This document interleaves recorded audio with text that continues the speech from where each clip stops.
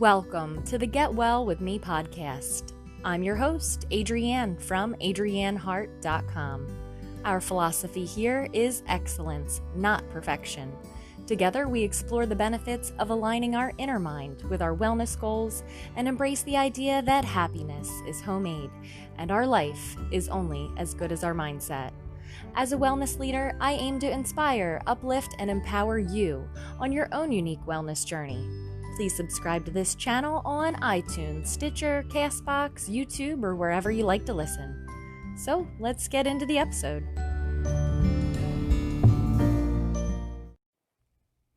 So what are the effects of our thoughts on our health and our body? In As a Man Thinketh, James Allen writes that the body is the servant of the mind. And I love this book. It is in the public domain. It is free. So just look for James Allen and you can probably find it on YouTube. There may be podcast episodes. You can buy it on Audible, which I did many years ago, and it was worth every penny, but it is free. So go ahead and absorb this book. It's really short and it will help to literally purify your mind. I was having some bad days and I actually said, you know what, I need to go back to basics. And so I put on an audio copy of As a Man Thinketh, and I really felt like my mind was bathed in like a crystal clear, sparkling swimming pool. I was, so overstimulated by what I call fear porn, which is the news or the scrolling. Even when I'm looking for something positive on YouTube, I see so many images that distract me or trigger me. And I don't need to be distracted, and I choose to not be triggered. So I think that's one of the main reasons I'm such a podcast junkie, because I'm easily influenced by visual images, like we all are, because our imaginations are so incredibly powerful. Anyway, back to the topic. What are our thoughts on our health and our body? What is the effect of our thoughts on our health and our body? So the body is the servant of the mind. Isn't that so empowering? Like, you're in charge of your body. I know that might not ring true for you, especially if you feel like you're a victim of your genetics, if you feel like you're a victim of disease, if you feel that you're a victim at all and see yourself in that way, then this may not ring true for you. But I just ask you to open up your mind and kind of see what this perspective, if it could be beneficial or more empowering than where you're coming from now. So the body is a servant of the mind. I'm going to rephrase that. Your body is the servant of your mind. My body is the servant of my mind. When you look at someone's body, you can see it is an outward expression of the way that they care for themselves. And you might think, well, no, that's not fair. In my family, we all have this or we all have that. And ultimately, our genetics, they are not a death sentence. Our genetics are there and they can negatively be expressed when we overdo it with toxicities and deficiencies. And in the world that we live in, with over 77,000 man-made chemicals, and most of them are absolutely legal. So if it's FDA approved, guess what that means? Nothing. Do your own research.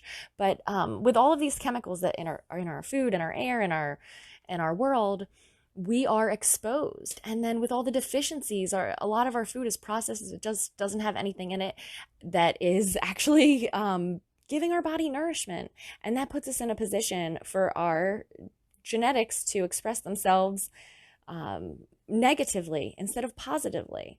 So if you've ever been healthy in your life, I just want to encourage you that you can be healthy again. And I don't care how far you have to roll back the years. If the last time you were healthy was when you were 17 years old, then that means it's possible. It's possible.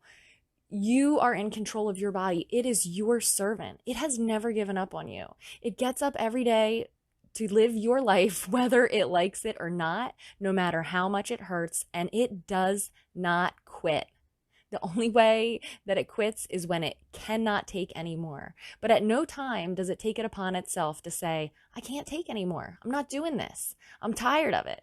Too much drinks last night. Too many, pepperoni pizzas last week. It doesn't get fed up. It doesn't get mad at you. It just serves you.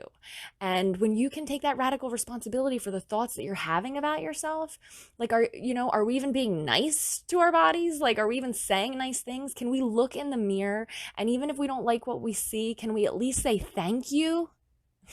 Thank you, body. Thank you for just keeping on, keeping on. I'm going to do better. I promise. Look yourself in the eye and freaking mean it.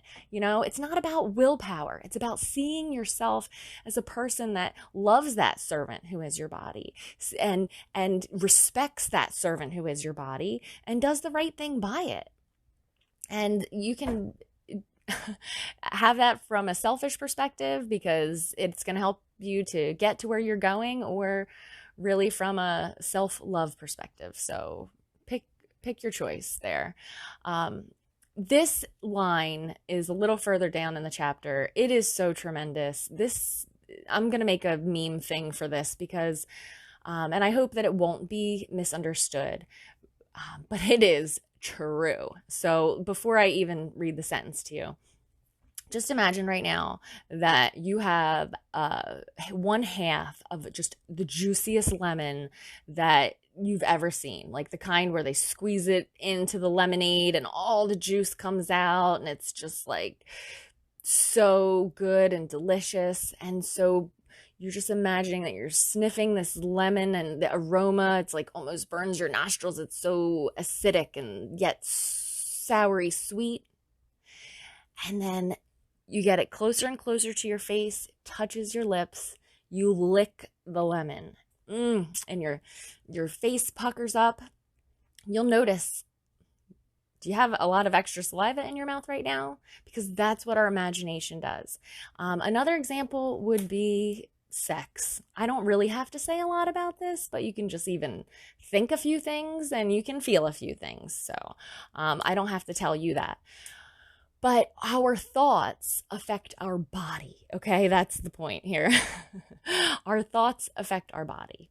So this next sentence in James Allen's book, As a Man Thinketh, thoughts of fear have been known to kill a man as speedily as a bullet, and they are continually killing thousands of people just as surely, though less rapidly. Whoa, alert, alert. This is the kind of shit that, boom, okay? Thoughts of fear have been known to kill a man as speedily as a bullet, and they are continually killing thousands of people just as surely, though less rapidly. So in the state of the world today, it's heartbreaking when I see people that just, you can't see their whole face, but just the fear in their eyes, the damage of just the fear in their eyes is detrimental on their body. It chokes me up to think about all of the people who are living in fear and the collective consciousness of fear that is raging on the planet. But I'm going to make this a little more personal. So I watched General Hospital from the time I was a very young girl, probably like a toddler. So we had TV. It was a little 13-inch TV. It didn't have a channel changer. It had buttons. Yes, buttons. We like to say that we were the channel changer. Like my dad would sit in the chair and tell us like what channel to change it to. So I would watch General Hospital my whole life. I come home from school, 3 o'clock, and watch General Hospital, and then Oprah, because I'm an 80s, 90s kid, and that's probably what everybody did in the whole world. At least if you were watching TV with your mom. So I watched General Hospital my whole life, like forever and ever and ever, until, I don't know, till I decided that I couldn't stand pharmaceutical commercials so much that my loathing for them was more than my love for General Hospital.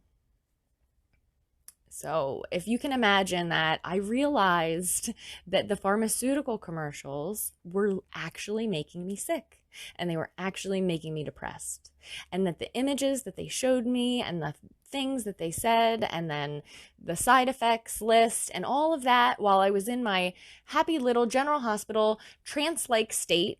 And for a long time, when the commercial would come on, I would just, hit the mute button, but the images were still there. And I could actually, I had heard it so many times that I could just hear the commercial in my head just from seeing the images.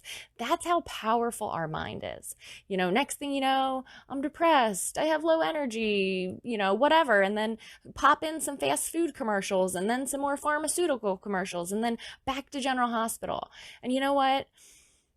That's taking control of your mind. It's just saying garbage in, garbage out. It's not worth it. It's not worth to compromise the thoughts in my mind and compromise the health in my body for a guilty pleasure. So when it comes to watching the news, I'm going to just spare you the rant. I think you're already aware of how now what you're thinking is actually affecting your body. So I promise you, if there's something really important, you are going to know about it. The news will always be there for you. So, we compulsively want to tune in because we're seeking information. It's like a survival mechanism. We feel like if we have enough information and we know what the threats are in our environment, then we can prepare for them. And I respect you for that. I absolutely do. But when it goes farther than that and it becomes like an unconscious habitual thing where we are scrolling unconsciously or putting the TV on unconsciously, and we're allowing someone else to program our mind. We're allowing someone else to program our mind, and it is not their job to inform us. In many instances, it is their job to scare us. And we've all heard the phrase being scared to death. So don't let that happen to you instantly or slowly. Take responsibility for the thoughts in your mind and see the beautiful effects that that's going to have on your energy and your life and your overall health and vitality.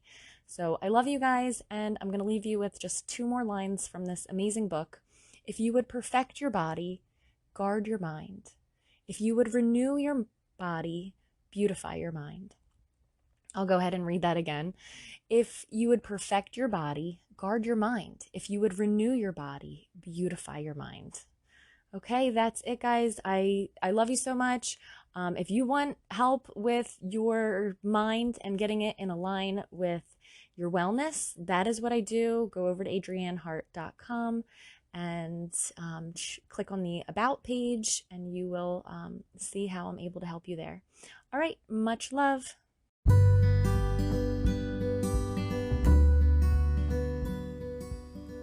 Before I go, I just want to say thank you for spending your time with me. As we change into a healthier version of ourselves, we can feel a sense of loss of our old identity, and fear that the people we surround ourselves with will reject us for changing. It can feel lonely and frustrating, like no one understands. When I started getting healthy, I wasn't getting much support from friends and family, so I started looking online. I came across so many radical all or nothing approaches, and I felt judged, alone, and even ashamed.